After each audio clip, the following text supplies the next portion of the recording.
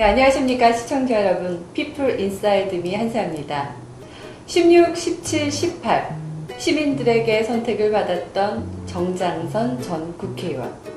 지금은 평택을 지역에서 지역위원장으로 활발하게 활동 중이신데요.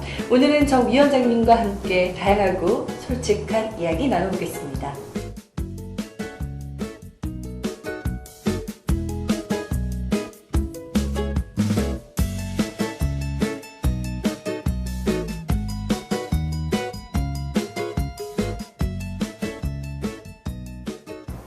네, 안녕하세요 위원장님. 네, 안녕하십니까. 시청자분들께 인사 먼저 부탁드릴게요. 예, 요즘 날씨가 엄청 덥습니다. 그리고 메르스로 인해서 우리 시민들이 고통이 굉장히 크셨습니다. 제가 다녀보면은 많은 상인들뿐만 아니라 또 시민들 좀 고통이 크셨는데 올 여름 힘내시고 또 이를 통해서 우리가 더 발전하는 계기로 만들길 바랍니다. 우리 시민 여러분 힘내시기 바랍니다. 먼저 인사를 부탁드렸는데 마치 마무리처럼 이렇게 들려졌어요. 네, 워낙에 말씀을 잘하셔서 제가 그런 것 같은데 위원장이라는 일을 직함으로 지금 활동을 하고 계시잖아요. 네네네. 근데 지역위원장을 잘 모르시는 분들도 계실 것 같거든요. 정확하게 어떤 역할을 하시는 건가요? 그러니까 이 지역의 저희 정당이 대표라고 생각하시면 됩니다. 저희 정당을 대표해서 활동하고 또 우리 또 지방 의원님들도 계시지 않습니까? 그래서 저희들 지역 위원장님들과도 같이 이렇게 공조해서 우리 저희 정당을 대표해서 평택에 활동하는 그 정당의 대표라고 생각하시면 됩니다. 네. 근데 이 지역 위원장 활동 전에도 또 정치 경력이 상당하셨단 말이에요. 16, 17, 18 제가 먼저도 소개를 해드렸는데 국회의원으로도 활동을 하셨고요. 네. 네, 정치 경력이 그럼 몇 년 정도 되신 거예요? 지금 제가 이제 도의원을 2번 했고 국회의원 3번 해서 오래 했습니다. 몇 년이죠? 예, 한 20년. 예, 가까이 했습니다. 네, 대단합니다. 정말 오랜 정치 경력이 이렇게 쌓여 계시는데 그럼 처음 정치를 하게 된 그 계기는 어떻게 돼요? 제가 그때 청와대 근무하고 있었을 때입니다. 그러면서 그때 지방자치 업무를 맡고 있었습니다. 그래서 처음 지방자치를 시작할 때 그 실무적 일을 맡아서 정부와 같이 일을 했었는데 그때 제가 일본 예도 많이 참고를 하고 했었어요. 그래서 일본 같은 경우도 전부 동경으로만 몰려갔지 않습니까? 그러다 이제는 이제 젊은이들이 자기 지방으로 고향으로 내려가서 역할을 하자. 지방의 발전도 중요하다. 그런 걸 많이 봤었습니다. 그래서 그걸 하방운동이라고 합니다. 그래서 저도 그런 운동에 참여하는 게 좋겠다. 서울에만 있는 것이 아니라. 그래서 그때 지방자치선거에 참여하게 됐고 또 당선이 돼서 오늘의 일위까지 됐습니다. 그럼 그 긴 정치 생활 어떻게 순탄하게 흘러갔어요? 아니면 우여곡절도 많으셨어요? 이게 앞만 보고 열심히 했습니다. 평택은 특히 저희 야당이 그 당선되기가 굉장히 어려운 곳입니다. 그렇기 때문에 여기는 저희 그 야당으로서 이 국회의원 되고 또 지방의원 되고 하려면은 거의 모든 사생활은 접어야 되고 그러니까 일만 해야 되는 그런 것으로 보시면 되고 특히 이제 제가 국회의원 할 때는 우리 미군 이전 문제 또 쌍용 자동차 사건 등 큰 일이 워낙 많았지 않습니까? 그렇기 때문에 그때는 거의 진짜 일에 묻혀 살았기 때문에 건강도 좀 많이 안 좋아졌었고 어쨌든 그 평택의 중요한 고비 때 바쁘게 의정 생활을 했었고 또 어느 면에서는 그렇게 해서 평택이 오늘 기틀이 마련되는 계기도 했다는 생각에서 보람도 느낍니다. 예.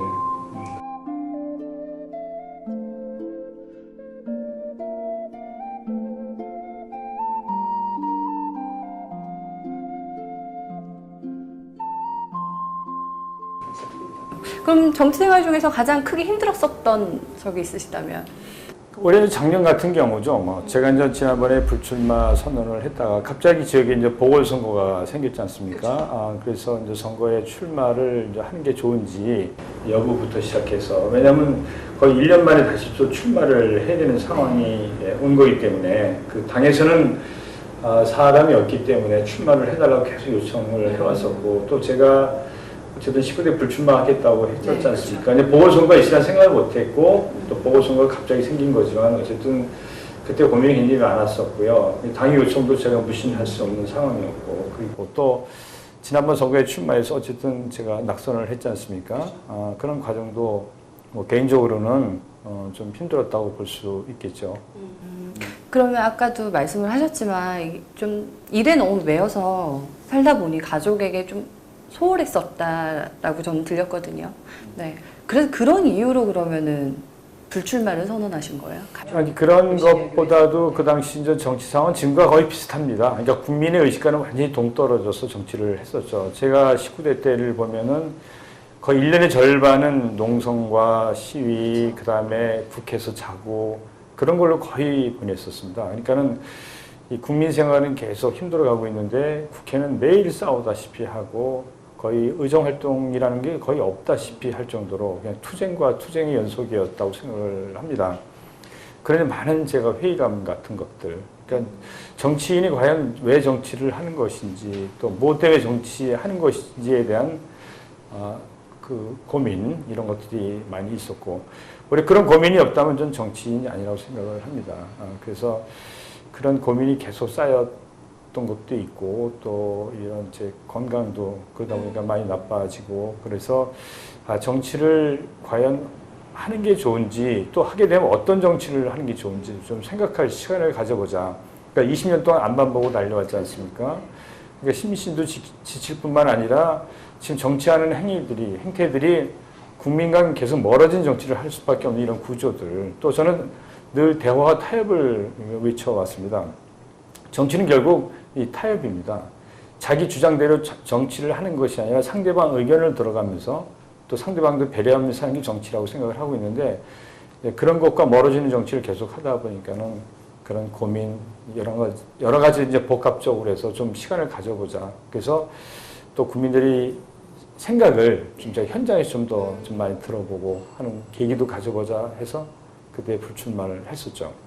근데 아까 말씀을 해 주셨을 때 이 국민들과 멀어질 수밖에 없는 구조라고 말씀을 해 주셨어요. 어떤 걸 구체적으로 말씀하시는 거예요?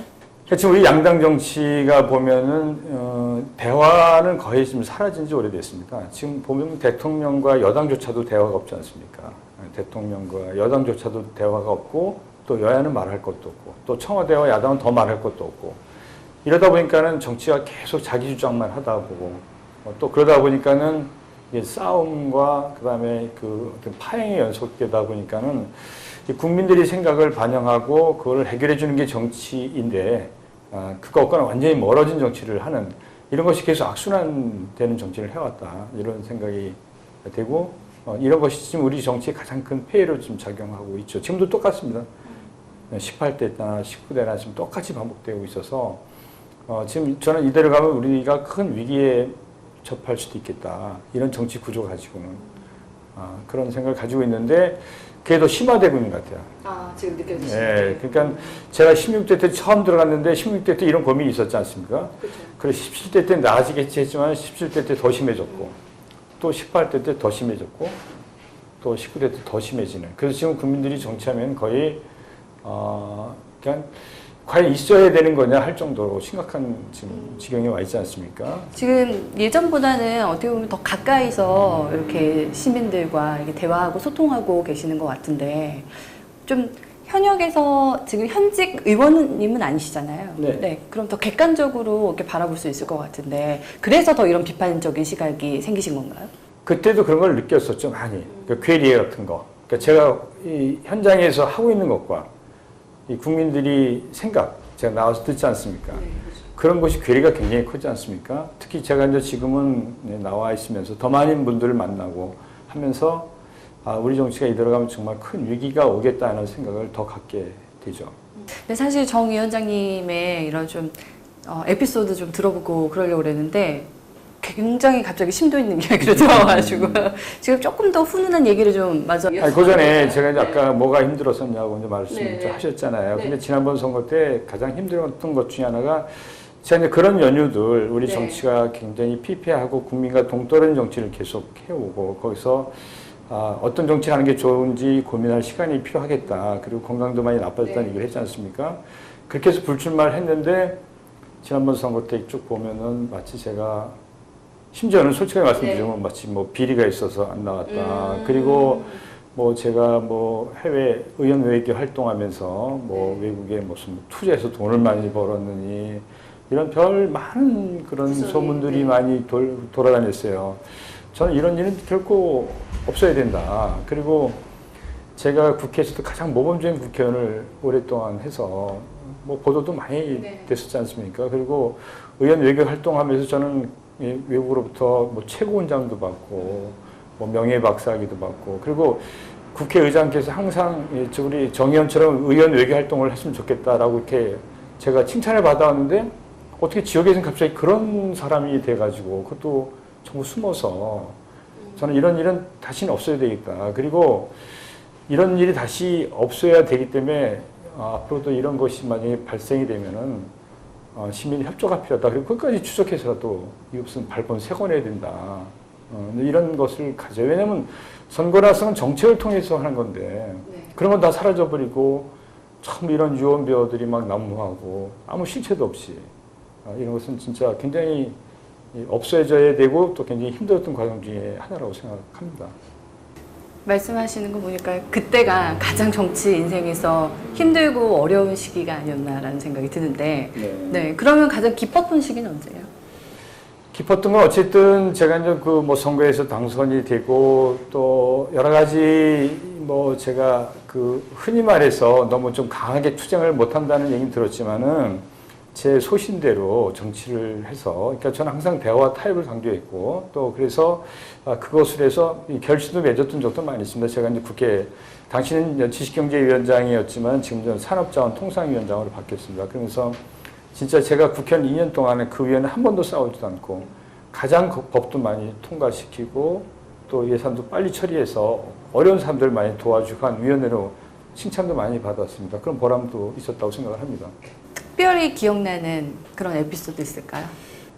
제가 이제 국회 산자위원장 할 때, 그때 이제 소상공인들이 굉장히 힘들어 했었어요. 소상공인들이. 그래서 그때 뭐 대규모 뭐 마트 같은 곳이 막 들어가고 체인점들이 막 들어가서 소상공인들이 굉장히 힘들어 할 때, 그때 유통산업발전법을 제가 그때 기초해서 만들었거든요. 그래서 소상공인들을 도와주려고 정말 최선을 다했고, 지금도 그 소상공인 단체 분들이 찾아옵니다. 지금도 저를 초대하고 연락도 오고. 굉장히 뿌듯하시겠어요. 지금도 그때 너무 고마웠다는 얘기 지금도 하고 계세요. 그래서 정치인으로 가장 보람 있는 일 중에 하나가 전 그때였다고 생각을 합니다. 평택을 위해서도 정말 많은 일을 저는 하셨다는 걸로 알고 있는데 어떤 게 있을까요? 저희 가장 핵심적인 것이 미군 이전이었지 않습니까? 2003년에 미군 이전이 발표되고 나서 그 평택에 아마 이제 큰 전기가 마련됐다고 생각을 합니다. 지금 평택에 이렇게 삼성전자가 내려오고 막 이렇게 지금 소사지구가 막 지금 막 개발하고 있고, 어쨌든 저희 평택구 관광단지가 이제 새로 뭐 사업 크게 이제 이렇게 정부에서 좀 이렇게 승인이 되고 하는 이런 큰 변화들이 지금 일어나고 있지 않습니까? 이게 다 미군 이전 때문에 발생한 겁니다. 2003년도에 미군 이전 발표가 되고 나서 저희가 이제 평택에 저희가 안보를 위해서 받겠다. 대신 평택이 경제적으로 자립할 수 있는 기반을 만들어 달라. 그래서 저희가 이제 평택지원 특별법을 그때 제가 대표 발의했습니다. 정부안과 제안 두 개를 같이 합해서 평택지원 특별법을 만들었고, 그 핵심이 이제 대기업 같은 게 올 수 있도록 한 겁니다. 그리고 이제 18조 지원 사업을 저희가 정부하고 수없이 협의해서 그걸 확정을 시켰습니다. 시민들께서는 이렇게 당연히 저절로 되신 줄 알아요. 근데 이게 정부하고 수없이 협의해서 만드는 거고, 그래서 그 기반을 통해서 제가 이제 삼성전자가 내려오는 겁니다. 삼성전자도 그냥 내려온 게 아니라 처음에 정부가 허가를 안 하려고 했었습니다. 지방으로 가게 하기 위해서. 그걸 저희가 그 땅을 받고 또 허가를 받는데도 한 2년 이상 굉장히 힘든 과정을 겪었습니다. 그래서 삼성전자가 지금 내려와서 평택에 큰 발전에 지금 전기가 되고 있지 않습니까? 그리고 지금 뭐 고속전철이 내려오는 거 다 이게 다 그때 이루어진 거고, 그 미군 이전이라는 전기 때문에 확정이 된 겁니다. 근데 지난번 선거 때 저보고 한 게 없다고 막 여러분들이 말씀하셨어요. 근데 그럼 제가 대묻고 싶은 것은 그런 미군 이전이 없었고, 그다음에 특별법이 없었고, 18조 지원 사업이 없었고, 또 그래서 삼성전자가 못 내려오게 됐다면 평택이 지금 뭐가 있겠냐? 아무것도 없어요. 평택은 지금 발전할 수 있는 기회가 하나도 없습니다. 다 그런 것들이 평택의 모든 기회를 만든 거고, 그것을 만들기 위해서 저희들은 최선을 다해왔고, 그것이 지금 결실을 지금 맺기 시작하는 거다. 이 말씀을 드리고 싶어요. 그래서 보람도 되지만은 또 이런 것들을 앞으로 계속 살려서 평택이 이제는 경제뿐만 아니라 교육, 문화적으로도 같이 융성할 수 있는, 그래서 큰 100만 도시로 융성할 수 있는 기반을 같이 만들어야 되는데, 우리의 정부에서도 그렇지만은 평택에서도 여야 같이 머리를 맞대고 협력하는 분위기를 만들어야 된다. 상대방을 무시하고 배척하는 게 아니라 같이 의견을 들어주고 지혜를 모으고 해서 같이 만들어가는 작업이 필요하다. 이제 평택당이라는 개념으로 살아가야 된다. 근데 아직도 그런 것들이 많이 취약하지 않나 이런 생각이 들고, 상대방을 비하하고 무시하고 그런 것은 저는 절대 평택 발전에 도움이 안 된다. 이런 말씀을 드리고 싶어요. 그럼 지금 평택은 어떻게 그리웠던 평택이랑 비슷한가요? 그 전에 우여곡절이 있었죠. 쌍용 사태가 있었고요. 그때도 그걸 수습하기 위해서 정말 노력을 많이 했었습니다. 굉장히 힘든 과정을 겪었고요. 어쨌든 쌍용이 지금 정상화되고 있지 않습니까? 그리고 올해 저는 이 말을 꼭 드리고 싶어요. 이명박 대통령이 들어와서 평택은 퇴보했다. 왜냐하면 미군 이전이 원래 내려오기란 게 다 늦어졌습니다. 원래 지금쯤이면 용산기지는 작년에, 이사단은 올해 내려왔어야 되는 겁니다. 근데 다 늦어지고, 또 그리고 저 주공과 토지공사를 그때 무리하게 병합해서 통합해서 경제자유구역이 저 포승 지역에 있는, 포승 현덕에 있는 경제자유구역이 거의 못하게 되는, 토지공사가 떠나버리게 되는, 빚이 과다해져서 이런 침체기가 한 3, 4년 있었고, 이젠 다시 이거를 극복해서 다시 나가는 계기로 만들고 있지 않습니까? 그래서 이런 평택이 발전할 수 있는 전기가 마련되었지만은 다시 또 침체기가 있었고, 이제 다시 우리가 힘을 합쳐서 100만 도시로 나가는 기반을 만드는 그런 그 단합의 시기가 더 필요하다. 이런 말씀을 드리고 싶어요. 그럼 100만 도시로 나아가는데 어떤 게 가장 필요하다고 생각하세요? 지금 저 삼성 같은 기업이 내려오지 않습니까? 이런 삼성이 제대로 내려올 수 있도록 하는 것과 또 협력업체도 제대로 내려올 수 있도록 우리가 분위기도 만들어야 되고요. 그리고 이제 교육 문화도 같이 발전해야 됩니다. 그리고 저쪽 이제 지금 경제자유 구역이 거의 좀 대폭 축소가 되는 바람에 지금 배우지 개발이 지금 늦어지고 있거든요. 이것을 다시 시작해야 되고, 그리고 이런 팽성의 미군이 다 내려올 거에 대비해서 우리가 문화적 측면에서, 여기가 어느 면에서는 그 외국 문화의 중심지, 그 많은 젊은이들이 찾아올 수 있는 공간을 만들어서 문화와 산업과 그다음 유통, 평택항을 둘러싼 유통, 그다음 이런 것들이 좀 같이 아우러져서 커갈 수 있는 분위기를 만들어야 됩니다. 그다음에 이제 평택 관광단지도 마찬가지고요. 네, 그래서 이런 산업과 관광과 문화 이런 것들이 같이 조화해서 발전할 수 있도록 해야 됩니다. 특히 이제 교육도 보면은 지금 평택 교육 여건이 굉장히 좋지를 않습니다. 그래서 제가 이제 이런 큰 산업체가 내려왔을 때 맞춤형 교육을 시켜서 실업고등학교를 통해서 좋은 인재들이 현장으로 바로 원하는 기업체에 바로 갈 수 있도록 산학 협력 체계도 갖춰야 되고요. 그다음에 여기 이제 외국 문화가 앞으로 좀 융성해지지 않습니까? 그래서 국제 그 교육 특구 지역을 만들어서 그런 특화된 교육을 만드는 시스템을 또 갖추는, 그래서 실업 교육과 이런 인문 교육, 그다음에 외국 이런 그 국제 교육 이런 것들이 같이 아우러져서 나가는, 그래서 이 기업에 오시는 분들이 출퇴근하는 게 아니라 평택에서 거주하면서 기업 활동을 하시고 또 산업 활동을 하시도록 하는, 그걸 만들어서 이게 100만 도시로 가는 기초를 저는 만들어야 된다고 생각을 합니다. 머릿속으로 그리시는 게 굉장히 많으신 것 같아요. 물론 평택을 사랑하는 마음에서 또 그런 생각을, 많은 고민을 하고 계실 테지만 혹시 내년 총선도 그러니까 지금 저희 야당이, 여기 보면은 지금 야당이 거의 지금 전무한 상태가 되어버렸습니다. 네네. 지금 도지사, 시장, 국회의원, 도의원 전체가 다 지금 여당이 세우되어 있습니다. 네. 이런 구조 가지고는 좀 발전을 못한다고 생각합니다. 정권은 언제든지 바뀔 수 있는 거고, 또 이 여당이 할 역할이 있고 야당이 또 할 역할이 있습니다. 근데 지금 여기 야당이 거의 다 지금 거의 붕괴되어 있는 상태입니다. 왜 그런다고 생각하세요? 물론 저희들이 잘못한 부분도 있다고 생각을 합니다. 그렇지만은 또 어느 면에서 보면 저희가 그동안 해온 역할에 대해서 너무 모르세요. 아니면 무시를 하거나, 저희들이 아까 말씀드린 것처럼 미군 이전 그 기반을 다 만들었고, 평택에 지금 이런 산업체가, 삼성 같은 산업체가 내려오고 고속전철이 내려오고 이런 기반을 저희들이 다 만들었습니다. 그리고 저희들이 역할을 충분히 했음에도 불구하고 이런 부분에 대해서 잘 모르시는 경우도 있고, 또 어느 면에서 보면은 이제 평택에서는 일본을 소환하는 그런 것도 있겠지만은 평가가 잘 안 돼 있다. 저평가가 돼 있다. 그래서 이런 걸 제대로 평가가 될 수 있도록 제대로 노력을 할 거고요. 그리고 이런 부분에서 저는 인정을 해 주셔야 된다고 생각을 합니다. 평택이 가장 어려울 때 어떤 사람들이 역할을 해서 오늘 평택을 만들어 왔는지 이런 부분에 있어서 좀 해주셔서 이제 여야가 같이 공존해 가면서 평택을 도와서 이런 큰 도시로 나갈 수 있도록 해야 되고 내년 총선이 그런 전 전기가 마련돼야 된다고 생각을 합니다. 내년 총선에서 또 만약 여당이 일색이 된다면 평택은 굉장히 앞으로 어려움이 좀 있을 거라고 생각을 합니다. 그럼 출마를 그럼 그렇게 해서 저희들은 그 내년 전기를 확실히 만들어야겠다 이런 생각 가지고 있습니다. 지금 머릿속에 그리시는 그 평택을 만들기 위해서 또 출마를 고려하시는 것 같은데 방금 말씀해 주셨어요. 새정치민주연합이 아무래도 조금 저평가받고 있는 것 같다. 고평가를 받기 위해서 그냥 방금 노력이라고 표현을 해주셨는데 조금 더 구체적으로 저는 이제 중앙당도 변화해야 된다고 생각을 합니다. 지금 저희 중앙당이 가장 받고 있는 문제는 뭐냐면 너희 새정치민주연합을 좀 믿지 못하겠다. 그러니까 정권을 맡기지 못하겠다.